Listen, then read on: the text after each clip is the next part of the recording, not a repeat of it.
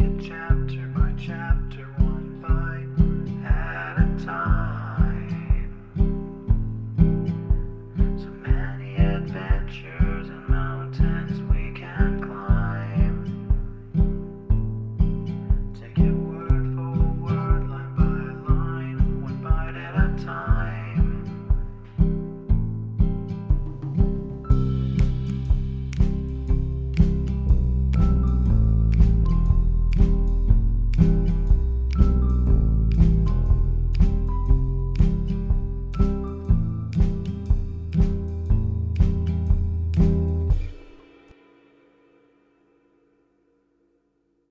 Welcome to Bite at a Time Books, where we read you your favorite classics one bite at a time. My name is Bree Carlile, and I love to read, and wanted to share my passion with listeners like you. If you want to know what's coming next and vote on upcoming books, sign up for our newsletter at biteatatimebooks.com. You'll also find our new t-shirts in the shop, including podcast shirts and quote shirts from your favorite classic novels. Be sure to follow my show on your favorite podcast platform so you get all the new episodes. You can find most of our links in the show notes, but also our website, biteatatimebooks.com, includes all of the links for our show, including to our Patreon to support the show, and YouTube, where we have special behind the narration of the episodes. We're part of the Bite at a Time Books Productions Network. If you'd also like to hear what inspired your favorite classic authors to write their novels, and what was going on in the world at the time, check out the Bite at a Time Books Behind the Story podcast, wherever you listen to podcasts. Please note, while we try to keep the text as close to the original as possible, some words have been changed to honor the marginalized communities who've identified the words as harmful, and to stay in alignment with Bite at a Time Books' brand values. Today we'll be continuing Les Miserables by Victor Hugo. Chapter 8. The unpleasantness of receiving into one's house a poor man who may be a rich man. Cosette could not refrain from casting a sidelong glance at the big doll, which was still displayed at the toy merchant's. Then she knocked. The door opened.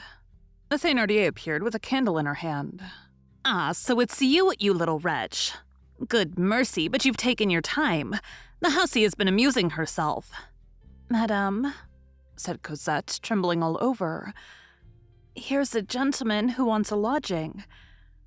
The Thénardier speedily replaced her gruff air by her amiable grimace, a change of aspect common to tavern keepers, and eagerly sought the newcomer with her eyes. "This is the gentleman," said she. "Yes, madame," replied the man, raising his hand to his hat. Wealthy travelers are not so polite. This gesture, and an inspection of the stranger's costume and baggage, which the Thénardier passed in review with one glance, caused the amiable grimace to vanish, and the gruff mien to reappear.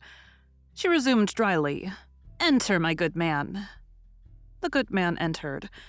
The Thénardier cast a second glance at him, paid particular attention to his frock coat, which was absolutely threadbare, and to his hat, which was a little battered, and tossing her head, wrinkling her nose, and screwing up her eyes, she consulted her husband, who was still drinking with the carters. The husband replied by that imperceptible movement of the forefinger, which, backed up by an inflation of the lips, signifies in such cases a regular beggar. Thereupon the Thénardier exclaimed, "Ah, see here, my good man. I am very sorry, but I have no room left." "Put me where you like," said the man. "In the attic? In the stable? I will pay as though I occupied a room." 40 sous. 40 sous, agreed. "Very well, then." 40 sous, said a carter in a low tone to the Thénardier woman. "Why, the charge is only 20 sous." "It is 40 in his case," retorted the Thénardier in the same tone. "I don't lodge poor folks for less." "That's true," added her husband gently. "It ruins a house to have such people in it." In the meantime, the man, laying his bundle and his cudgel on a bench, had seated himself at a table, on which Cosette made haste to place a bottle of wine and a glass. The merchant, who had demanded the bucket of water, took it to his horse himself. Cosette resumed her place under the kitchen table and her knitting. The man, who had barely moistened his lips in the wine which he had poured out for himself, observed the child with peculiar attention. Cosette was ugly. If she had been happy, she might have been pretty. We've already given a sketch of that somber little figure. Cosette was thin and pale. She was nearly 8 years old, but she seemed to be hardly 6. Her large eyes, sunken in a sort of shadow, were almost put out with weeping. The corners of her mouth had that curve of habitual anguish which is seen in condemned persons and desperately sick people. Her hands were, as her mother had divined, ruined with chilblains. The fire which illuminated her at that moment brought into relief all the angles of her bones, and rendered her thinness frightfully apparent. As she was always shivering, she had acquired the habit of pressing her knees one against the other.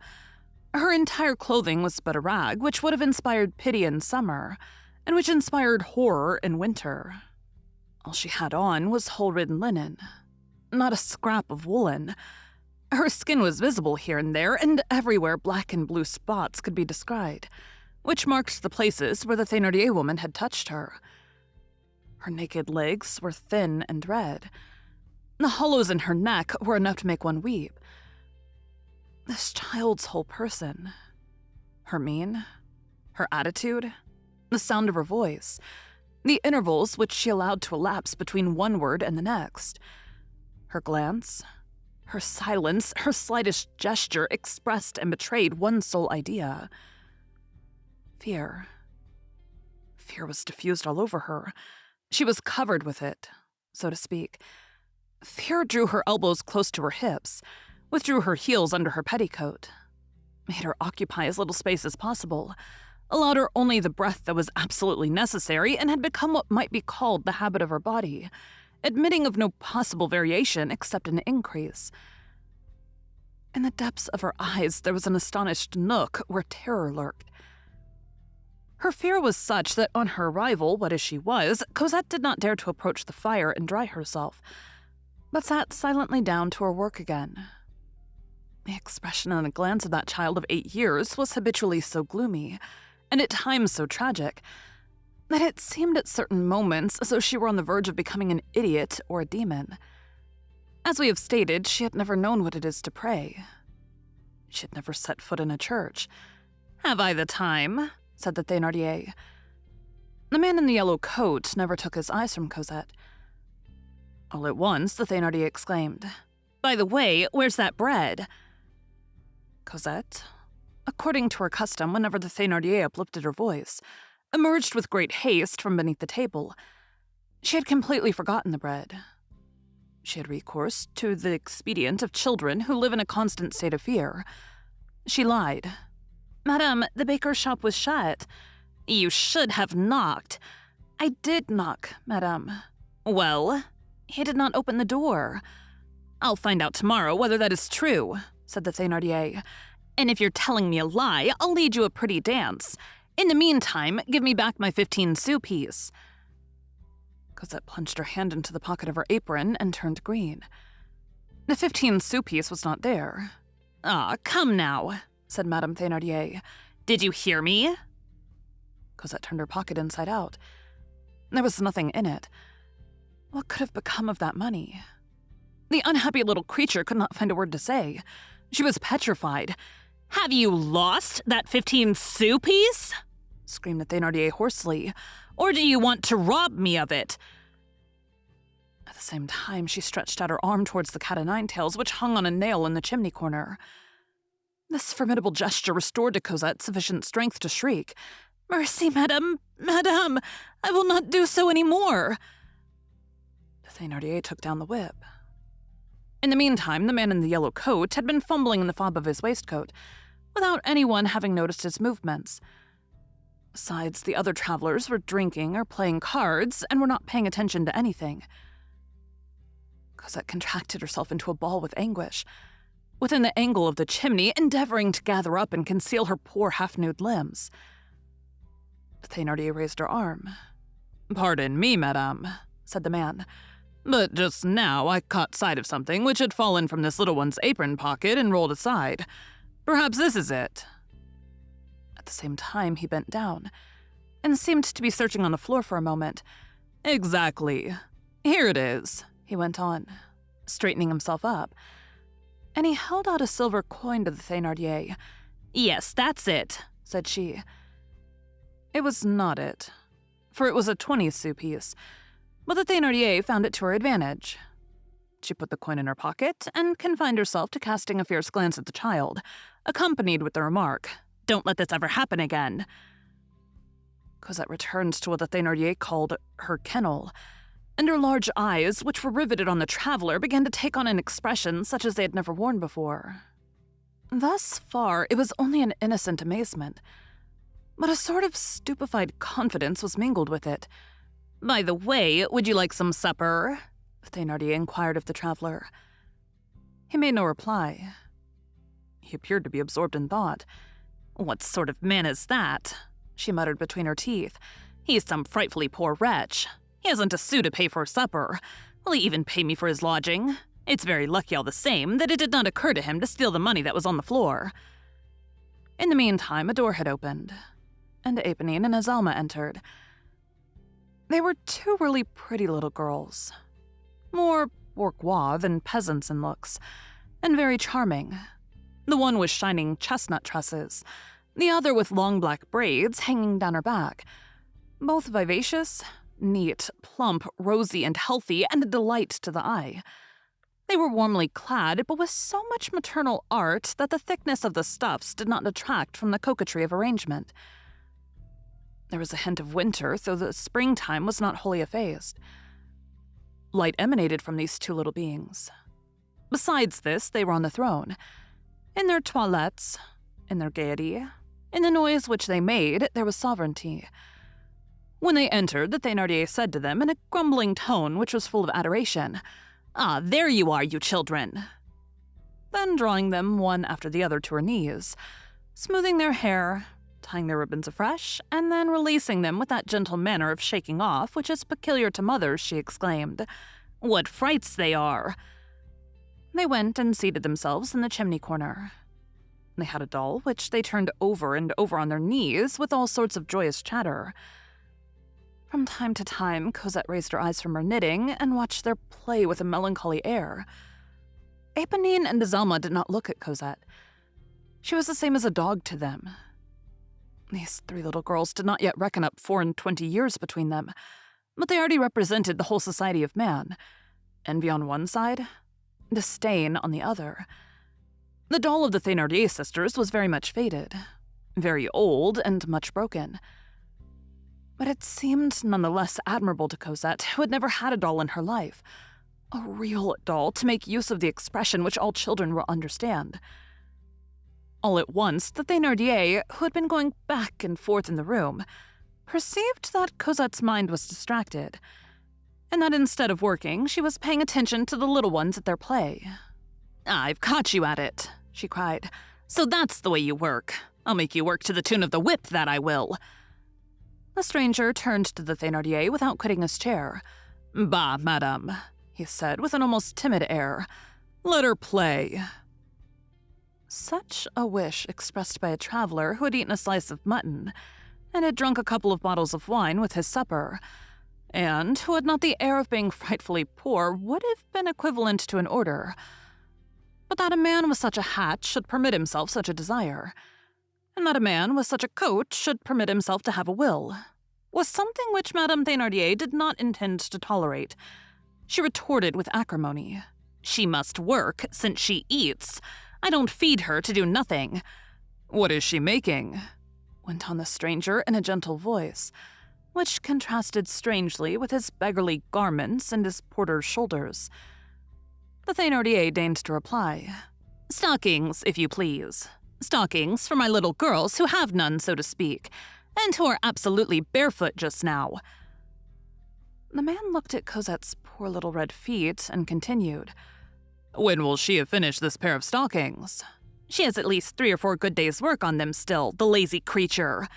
"And how much will that pair of stockings be worth when she has finished them?" The Thénardier cast a glance of disdain on him. 30 sous, at least. Will you sell them for 5 francs? Went on the man. Good heavens! Exclaimed a carter who was listening with a loud laugh. 5 francs, the deuce! I should think so. 5 balls. Thénardier thought it time to strike in. Yes, sir, if such is your fancy. You will be allowed to have that pair of stockings for 5 francs. We can refuse nothing to travelers. You must pay on the spot, said the Thénardier in her curt and peremptory fashion. I will buy that pair of stockings, replied the man. And, he added, drawing a 5-franc piece from his pocket and laying it on the table, I will pay for them. Then he turned to Cosette. Now I own your work. Play, my child. The carter was so much touched by the 5-franc piece that he abandoned his glass and hastened up. But it's true, he cried, examining it. A real hind wheel and not a counterfeit. Thénardier approached and silently put the coin in his pocket. The Thénardier had no reply to make. She bit her lips, and her face assumed an expression of hatred. In the meantime, Cosette was trembling. She ventured to ask, Is it true, madame? May I play? Play? Said the Thénardier in a terrible voice. Thanks, madame, said Cosette. And while her mouth thanked the Thénardier, her whole little soul thanked the traveler. Thénardier had resumed his drinking.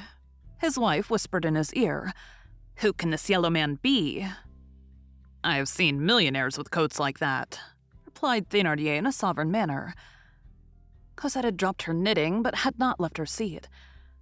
Cosette always moved as little as possible. She picked up some old rags and her little lead sword from a box behind her. Éponine and Azelma paid no attention to what was going on. They had just executed a very important operation. They had just got hold of the cat. They had thrown their doll on the ground, and Éponine, who was the elder, was swathing the little cat, in spite of its mewing and its contortions, in a quantity of clothes and red and blue scraps.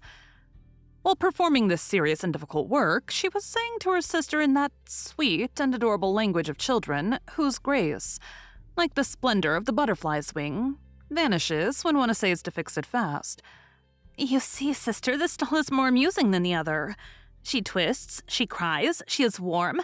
See, sister, let us play with her. She shall be my little girl. I will be a lady, I will come to see you, and you shall look at her. Gradually, you will perceive her whiskers, and that will surprise you. And then you will see her ears, and then you will see her tail, and it will amaze you. And you will say to me, Ah, mon Dieu, and I will say to you, Yes, madame, it is my little girl. Little girls are made like that just at present. Azelma listened admiringly to Éponine. In the meantime, the drinkers had begun to sing an obscene song, and to laugh at it until the ceiling shook. Thénardier accompanied and encouraged them. As birds make nests out of everything, so children make a doll out of anything which comes to hand. When Éponine and Azelma were bundling up the cat, Cosette on her side had dressed up her sword. That done, she laid it in her arms and sang to it softly to lull it to sleep. The doll is one of the most imperious needs, and at the same time one of the most charming instincts of feminine childhood. To care for her, to clothe, to deck, to dress, to undress, to redress, to teach, scold a little, to rock, to dandle, to lull to sleep, to imagine that something is someone. Therein lies the whole woman's future. While dreaming and chattering, making tiny outfits and baby clothes, while sewing little gowns and corsages and bodices, the child grows into a young girl, the young girl into a big girl, the big girl into a woman. The first child is the continuation of the last doll. A little girl without a doll is almost as unhappy and quite as impossible as a woman without children. So Cosette had made herself a doll out of the sword. Madame Thénardier approached the yellow man. My husband is right, she thought. Perhaps it is Monsieur Lafitte. There are such queer rich men. She came and set her elbows on the table. Monsieur, said she. At this word, Monsieur, the man turned. Up to that time, the Thénardier had addressed him only as brave homme or bonhomme. You see, sir, she pursed, assuming a Swedish air that was even more repulsive to behold than her fierce mien. I am willing that the child should play. I do not oppose it, but it is good for once, because you are generous. You see, she has nothing. She must needs work." "Then this child is not yours?" demanded the man. "Oh, mon Dieu, no, sir. She's a little beggar whom we've taken in through charity. A sort of imbecile child. She must have water on the brain. She has a large head, as you see. We do what we can for her. We are not rich. We have written in vain to her native place, and have received no reply these 6 months. It must be that her mother is dead." "Ah," said the man, and fell into his reverie once more. "Her mother didn't amount to much," added the Thénardier. "She abandoned her child." During the whole of this conversation, Cosette, as though warned by some instinct that she was under discussion, had not taken her eyes from the Thénardier's face. She listened vaguely. She caught a few words here and there. Meanwhile, the drinkers, all 3/4 intoxicated, were repeating their unclean refrain with redoubled gaiety. It was a highly spiced and wanton song in which the Virgin and the infant Jesus were introduced. The Thénardier went off to take part in the shouts of laughter. Cosette, from her post under the table, gazed at the fire, which was reflected from her fixed eyes. She had begun to rock the sort of baby which she had made, and as she rocked it, she sang in a low voice, "My mother is dead. My mother is dead. My mother is dead." On being urged afresh by the hostess, the yellow man, the millionaire, consented at last to supper. "What does monsieur wish?" "Bread and cheese," said the man. "Decidedly, he is a beggar," thought Madame Thénardier. The drunken men were still singing their song, and the child under the table was singing hers. All at once, Cosette paused. She had just turned round and caught sight of the little Thénardier's doll, which they had abandoned for the cat and had left on the floor a few paces from the kitchen table. Then she dropped the swaddled sword, which only half met her needs, and cast her eyes slowly round the room. Madame Thénardier was whispering to her husband and counting over some money. Honine and Zelma were playing with the cat. The travelers were eating or drinking or singing. Not a glance was fixed on her. She had not a moment to lose. She crept out from under the table on her hands and knees, made sure once more that no one was watching her. Then she slipped quickly up to the doll and seized it. An instant later, she was in her place again, seated motionless, and only turned so as to cast a shadow on the doll which she held in her arms. The happiness of playing with a doll was so rare for her that it contained all the violence of voluptuousness. No one had seen her, except the traveler, who was slowly devouring his meager supper. This joy lasted about a quarter of an hour. But with all the precautions that Cosette had taken, she did not perceive that one of the doll's legs stuck out, and that the fire on the hearth lighted it up very vividly. That pink and shining foot projecting from the shadow suddenly struck the eye of Zelma, who said to Éponine, "Look, sister." The two little girls paused in stupefaction. Cosette had dared to take their doll. Éponine rose, and without releasing the cat, she ran to her mother and began to tug at her skirt. "Let me alone," said the mother. "What do you want?" "Mother," said the child, "look there." And she pointed to Cosette. Cosette, absorbed in the ecstasies of possession, no longer saw or heard anything. Madame Thénardier's countenance assumed that peculiar expression which is composed of the terrible mingled with the trifles of life, and which has caused this style of woman to be named Magyaris. On this occasion, wounded pride exasperated her wrath still further. Cosette had overstepped all bounds. Cosette had laid violent hands on the doll belonging to these young ladies. A Serena, who should see a Murzik tying on her imperial son's blue ribbon, would wear no other face. She shrieked in a voice rendered hoarse with indignation, "Cosette!" Cosette started as though the earth had trembled beneath her. She turned round. "Cosette!" repeated the Thénardier. Cosette took the doll and laid it gently on the floor with a sort of veneration, mingled with despair. Then, without taking her eyes from it, she clasped her hands, and what is terrible to relate of a child of that age, She wrung them. Then, not one of the emotions of the day, neither the trip to the forest, nor the weight of the bucket of water, nor the loss of the money, nor the sight of the whip, nor even the sad words which she had heard Madame Thénardier utter, had been able to wring this from her. She wept. She burst out sobbing. Meanwhile, the traveler had risen to his feet. "What is the matter?" he said to the Thénardier. "Don't you see?" said the Thénardier, pointing to the corpus delicti which lay at Cosette's feet. "Well, what of it?" resumed the man. "That beggar," replied the Thénardier, "has permitted herself to touch the children's doll." "All this noise for that?" said the man. "Well, what if she did play with that doll?" "She touched it with her dirty hands," pursued the Thénardier, "with her frightful hands." Here, Cosette redoubled her sobs. "Will you stop your noise?" screamed the Thénardier. The man went straight to the street door, opened it, and stepped out. As soon as he had gone, the Thénardier profited by his absence to give Cosette a hearty kick under the table, which made the child utter loud cries. The door opened again. The man reappeared. He carried in both hands the fabulous doll which we have mentioned, and which all the village brats had been staring at ever since the morning, and he set it upright in front of Cosette, saying, "Here, this is for you." It must be supposed that in the course of the hour and more which he had spent there, he had taken confused notice through his reverie of that toy shop, lighted up by fire-pots and candles so splendidly that it was visible like an illumination through the window of a drinking shop. Cosette raised her eyes.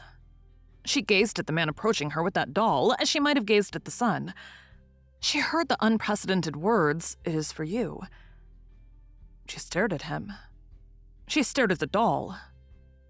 Then she slowly retreated and hid herself at the extreme end under the table in a corner of the wall. She no longer cried. She no longer wept. She had the appearance of no longer daring to breathe. The Thénardier, Éponine, and Azelma were like statues also. The very drinkers had paused. A solemn silence reigned through the whole room. Madame Thénardier, petrified and mute, recommenced her conjectures. Who is that old fellow? Is he a poor man? Is he a millionaire? Perhaps he is both. That is to say, a thief. The face of the male Thénardier presented that expressive fold which accentuates the human countenance whenever the dominant instinct appears there in all its bestial force. The tavern keeper stared alternately at the doll and at the traveler. He seemed to be sending out the man as he would have sent out a bag of money. This did not last longer than the space of a flash of lightning. He stepped up to his wife and said to her in a low voice, "That machine costs at least 30 francs. No nonsense. Down on your belly before that man." Gross natures have this in common with naive natures, that they possess no transition state. "Well, Cosette," said the Thénardier, in a voice that strove to be sweet and which was composed of the bitter honey of malicious women, "aren't you going to take your doll?" Cosette ventured to emerge from her hole. "The gentleman has given you a doll, my little Cosette," said Thénardier with a caressing air. "Take it, it is yours." Cosette gazed at the marvelous doll in a sort of terror. Her face was still flooded with tears, but her eyes began to fill, like the sky at daybreak, with strange beams of joy. What she felt at that moment was a little like what she would have felt if she had been abruptly told, "Little one, you are the Queen of France." It seemed to her that if she touched that doll, lightning would dart from it. This was true up to a certain point, for she said to herself that the Thénardier would scold and beat her. Nevertheless, the attraction carried the day. She ended by drawing near and murmuring timidly as she turned towards Madame Thénardier, "May I, madame?" No words can render that air. At once despairing, terrified, and ecstatic. "Pardi!" cried the Thénardier. "It is yours. The gentleman has given it to you." "Truly, sir?" said Cosette. "Is it true? Is the lady mine?" The stranger's eyes seemed to be full of tears. He appeared to have reached that point of emotion where man does not speak for fear lest he should weep. He nodded to Cosette and placed the lady's hand in her tiny hand. Cosette hastily withdrew her hand as though that of the lady scorched her, and began to stare at the floor. We are forced to add that at that moment she struck out her tongue immoderately. All at once, she wheeled round and seized the doll in a transport. "I shall call her Catherine," she said. It was an odd moment. When Cosette's rags met and clasped the ribbons and fresh pink muslins of the doll. "Madame," she resumed, "may I put her on a chair?" "Yes, my child," replied the Thénardier. It was now the turn of Éponine and Zelma to gaze at Cosette with envy. Cosette placed Catherine on a chair, then seated herself on the floor in front of her and remained motionless, without uttering a word, in an attitude of contemplation. "Play, Cosette," said the stranger. "Oh, I am playing," returned the child. This stranger, this unknown individual who had the air of a visit which Providence was making on Cosette, was the person whom the Thénardier hated worse than anyone in the world at that moment. However, it was necessary to control herself, habituated as she was to dissimulation through endeavoring to copy her husband in all his actions. These emotions were more than she could endure. She made haste to send her daughters to bed. Then she asked the man's permission to send Cosette off also, "for she has worked hard all day," she added with a maternal air. Cosette went off to bed, carrying Catherine in her arms. From time to time, the Thénardier went to the other end of the room where her husband was to relieve her soul, as she said. She exchanged with her husband words which were all the more furious because she dared not utter them aloud. "Old beast! What has he got in his belly to come and upset us in this manner? To want that little monster to play? To give away 40-franc dolls to a jade that I would sell for 40 sous, so I would. A little more, and he'll be saying 'Your Majesty' to her as though to the Duchess de Berry. Is there any sense in it? Is he mad, then, that mysterious old fellow?" "Why, it is perfectly simple," replied Thénardier. "If that amuses him, it amuses you to have the little one work. It amuses him to have her play. He's all right. A traveler can do what he pleases when he pays for it. If the old fellow is a philanthropist, what is that to you? If he is an imbecile, it does not concern you. What are you worrying for, so long as he has money?" The language of a master and the reasoning of an innkeeper, neither of which admitted of any reply. The man had placed his elbows on the table and resumed his thoughtful attitude. All the other travelers, both peddlers and carters, had withdrawn a little, and had ceased singing. They were staring at him from a distance, with a sort of respectful awe. This poorly dressed man who drew hindwheels from his pocket with so much ease, and who lavished gigantic dolls on dirty little brats in wooden shoes, was certainly a magnificent fellow, and one to be feared. Many hours passed. The midnight mass was over. The chimes had ceased. The drinkers had taken their departure. The drinking shop was closed. The public room was deserted. The fire extinct. The stranger still remained in the same place and the same attitude. From time to time, he changed the elbow on which he leaned. That was all. But he had not said a word since Cosette had left the room. The Thénardiers alone, out of politeness and curiosity, had remained in the room. "Is he going to pass the night in that fashion?" grumbled the Thénardier. When 2 o'clock in the morning struck, she declared herself vanquished, and said to her husband, "I'm going to bed. Do as you like." Her husband seated himself at a table in the corner, lighted a candle, and began to read the Courrier Français. A good hour passed thus. The worthy innkeeper had perused the Courrier Français at least 3 times, from the date of the number to the printer's name. The stranger did not stir. Thénardier fidgeted, coughed, spit, blew his nose, and creaked his chair. Not a movement on the man's part. "Is he asleep?" thought Thénardier. The man was not asleep, but nothing could arouse him. At last, Thénardier took off his cap, stepped gently up to him, and ventured to say, "Is not Monsieur going to his repose?" Not going to bed would have seemed to him excessive and familiar. To repose smacked of luxury and respect. These words possessed the mysterious and admirable property of swelling the bill on the following day. A chamber where one sleeps costs 20 sous. A chamber in which one reposes costs 20 francs. "Well," said the stranger, "you are right. Where is your stable?" "Sir," exclaimed Thénardier with a smile, "I will conduct you, sir." He took the candle. The man picked up his bundle and cudgel, and Thénardier conducted him to a chamber on the first floor, which was of rare splendor. All furnished in mahogany, with a low bedstead curtained with red calico. "What is this?" said the traveler. "It is really our bridal chamber," said the tavern keeper. "My wife and I occupy another. This is only entered 3 or 4 times a year. I should have liked the stable quite as well," said the man abruptly. Thénardier pretended not to hear this unamiable remark. He lighted 2 perfectly fresh wax candles, which figured on the chimney-piece. A very good fire was flickering on the hearth. On the chimney-piece, under a glass globe, stood a woman's headdress in silver wire and orange flowers. "And what is this?" resumed the stranger. "That, sir," said Thénardier, "is my wife's wedding bonnet." The traveler surveyed the object with a glance which seemed to say, "There really was a time, then, when that monster was a maiden?" Thénardier lied, however.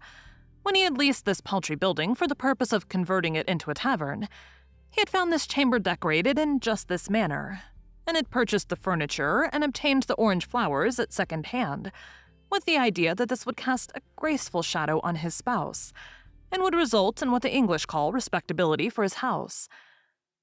When the traveler turned round, the host had disappeared. Thénardier had withdrawn discreetly, without venturing to wish him a good night, as he did not wish to treat with disrespectful cordiality a man who he proposed to fleece royally the following morning. The innkeeper retired to his room. His wife was in bed, but she was not asleep. When she heard her husband's step, she turned over and said to him, "Do you know I'm going to turn Cosette out of doors tomorrow?" Thénardier replied coldly, "How do you go on?" They exchanged no further words, and a few moments later their candle was extinguished. As for the traveler, he had deposited his cudgel and his bundle in a corner. The landlord once gone, he threw himself into an armchair and remained for some time buried in thought.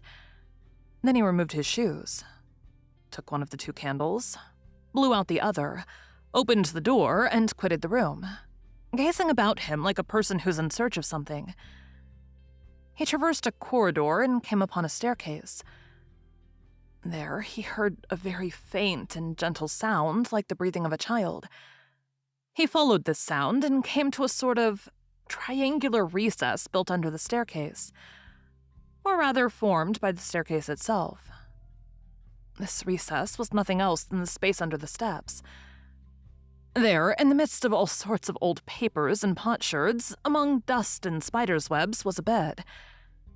If one can call by the name of bed a straw pallet so full of holes as to display the straw, and a coverlet so tattered as to show the pallet. No sheets. This was placed on the floor. In this bed, Cosette was sleeping. The man approached and gazed down upon her. Cosette was in a profound sleep.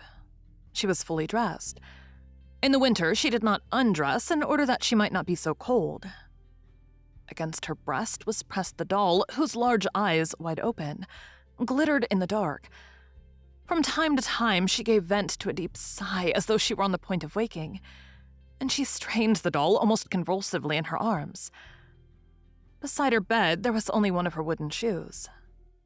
A door which stood open near Cosette's pallet permitted a view of a rather large, dark room. The stranger stepped into it. At the further extremity, through a glass door, he saw 2 small, very white beds. They belonged to Éponine and Azelma. Behind these beds, and half hidden, stood an uncurtained wicker cradle, in which the little boy who had cried all the evening lay asleep. The stranger conjectured that this chamber connected with that of the Thénardier pair. He was on the point of retreating when his eye fell upon the fireplace. One of those vast tavern chimneys where there is always so little fire when there's any fire at all, and which are so cold to look at. There was no fire in this one. There was not even ashes. But there was something which attracted the stranger's gaze nevertheless. It was two tiny children's shoes, coquettish in shape and unequal in size. The traveler recalled the graceful and immemorial custom in accordance with which children place their shoes in the chimney on Christmas Eve, there to await in the darkness some sparkling gift from their good fairy. Eponine and Azelma had taken care not to omit this, and each of them had set one of her shoes on the hearth. The traveler bent over them. The fairy, that is to say their mother, had already paid her visit, and in each he saw a brand new and shining 10-sou piece. The man straightened himself up and was on the point of withdrawing when far in the darkest corner of the hearth, he caught sight of another object. He looked at it and recognized a wooden shoe, a frightful shoe of the coarsest description, half dilapidated and all covered with ashes and dried mud. It was Cosette's sabot. Cosette, with that touching trust of childhood, which can always be deceived yet never discouraged, had placed her shoe on the hearthstone also. Hope in a child who has never known anything but despair is a sweet and touching thing. There was nothing in this wooden shoe. The stranger fumbled in his waistcoat, bent over and placed a louis d'or in Cosette's shoe. Then he regained his own chamber with the stealthy tread of a wolf. Thank you for joining Bite at a Time Books today, while we read a bite of one of your favorite classics. Again, my name is Bree Carlile, and I hope you come back tomorrow for the next bite of Les Miserables. Don't forget to sign up for our newsletter at biteatatimebooks.com and check out the shop. You can check out the show notes or our website, biteatatimebooks.com, for the rest of the links for our show. We'd love to hear from you on social media as well.